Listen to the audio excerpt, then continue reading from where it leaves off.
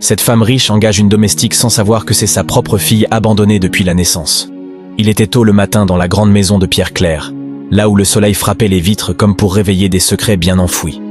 Maman Abbé, la gouvernante, marchait d'un pas vif, ajustant les rideaux, criant sur le jeune jardinier qui avait encore oublié de tailler les hibiscus.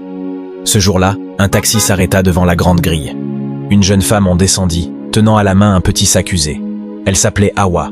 Elle venait de loin, d'un village poussiéreux au bord du fleuve, où l'on se lavait encore à la rivière et où les enfants couraient pieds nus dans les champs de mil.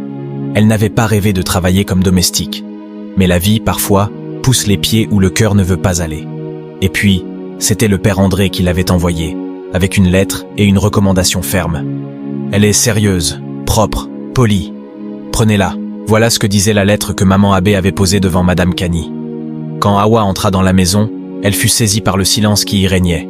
Un silence d'argent, froid, suspendu comme un souffle retenu depuis des années. Madame Cany la regarda à peine.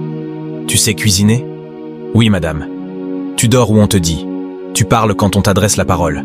Tu ne fais pas de bruit inutile. On t'a expliqué ?»« Oui, madame. » Elle lui tourna le dos. Ainsi fut scellé le commencement. Hawa s'installa dans la petite chambre près de la buanderie. Une pièce sans fenêtre, avec un lit de métal et une armoire bancale. Elle y déposa soigneusement son sac et, tout au fond, dans un mouchoir noué, un petit collier de perles rouges. Elle ne le portait jamais en public. C'était un souvenir, un objet sans explication claire.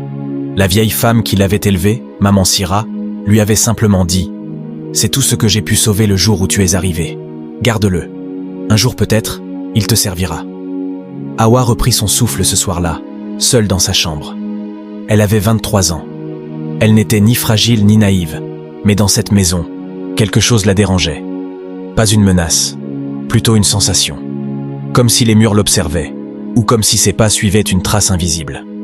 Les jours passèrent. Hawa apprenait vite. Elle avait cette manière tranquille de faire les choses sans bruit. Elle repassait les foulards de soie de Madame Cany avec une patience presque religieuse. Elle connaissait ses thés préférés, ses habitudes de lecture, même ses silences. Les autres domestiques l'aimaient, discrète, gentille. Mais on sentait en elle quelque chose de plus profond, une gravité.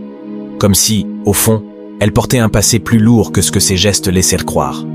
Madame Cany, elle, commença à remarquer cette fille plus qu'elle ne l'aurait voulu. Au début, c'était des détails. Une manière de sourire, de plier un linge, de poser une assiette sans bruit. Et puis ce regard droit, calme, mais trop familier. Elle ne comprenait pas pourquoi cette jeune fille l'agaçait autant par moments, et la touchait à d'autres. Elle lui rappelait quelqu'un. Mais qui? Un jour, Hawa fut chargée d'organiser les